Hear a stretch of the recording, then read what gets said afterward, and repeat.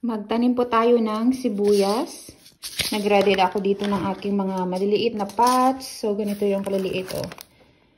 Yan. At last year, first time ko itong subukan. So, tinanim ko ito last year noong January 26. First year ko magtanim from buto, yung ginamit ko. At naging successful siya. Medyo late na ako ng 1 week sa pagtanim ngayon kasi naubusan pala ako ng potting soil. So, ganito ako magtanim ng sibuyas from buto. Yung buto ng sibuyas, ito yung itsura niya. Merong isang viewer kasi dyan last time nung nag-show ako na nagtanim ako ng sibuyas from buto. Pinagtawanan niya ako kasi sabi niya wala namang buto yung sibuyas. Yes po, may buto yung sibuyas na mumulaklak po ito at ito yung buto niya. So, ganito ako magtanim. Dapat 1/4 inch lang yung lalim. So, magtatanim ako ng 2 sa isang pot. 1, 2. Lightly lang na i-cover natin ng lupa. So, ganyan lang ako magtanim. Dadamihan ko this year yung tanim ko kasi January pa lang naubos na yung mga hinarvest ko. Yung mga natitira is yung mga sobrang liit na lang na pwede ring ipangtanim. Tapos ko nang tamnan itong isang tray. Itong isa na naman yung gagawin ko. Ito pala yung brand ng potting soil na ginagamit ko.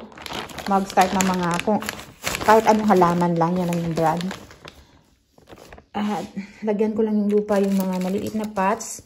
Hindi ko ito sila pinupuno para pag tumubo na yung mga sibuyas, pwede nating dagdagan ng lupa sa taas. So, bali 152 lahat na sibuyas na buto yung itinanim ko. Sinusulat ko siya sa notebook para malaman ko kung ano yung best time na magtanim ng sibuyas. Kasi second year pa lang ito na itatry ko na buto yung ginamit ko. At last year naging successful naman. So, ito, 2 trays na ang natapos ko. At 2 seeds lang pala, or 2 buto lang pala yung nilalagay ko sa isang pot. Para madali silang i-separate pag tumubo na sila, pag i-transplant na. Ayan. After nyan, tinutubigan ko lang. So, after ko matubigan, tinatakpan ko siya. Ayan. At nilalagay ko siya dito sa ilalim ng grow light. Hindi yung liwanag yung kailangan niya ngayon. Ang kailangan lang is yung init na nanggagaling sa grow light. Ganyan. Pag tumubo na yung sibuyas, saka natin buksan yung takip.